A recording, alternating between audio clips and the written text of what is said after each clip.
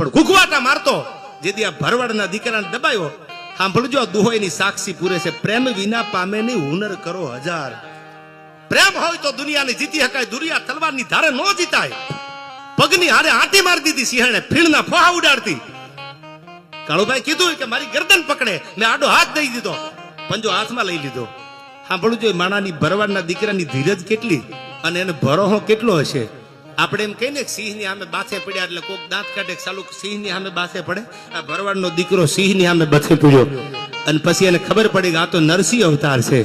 અને ધીરે ધીરે ધીરે ધીરે ધીરે મારે હાથ નજો ફેરવા, એમ ઓલે પગની આટી લાગી ગયેલી. સાલું મને તો વિડીયો જોઈને પોપટભાઈ કહું તૂટવા માંડી કે સાલું આજ ખબર પડી કે હોરઠ ધરા જગ જૂની અને ગઢ જૂનો ગિરનાર, જે હાવજડા હેંજણ પીએ એના નમણા નરને એના હેઠા પાણી પીધા હોય આમાં એવા જ હોય.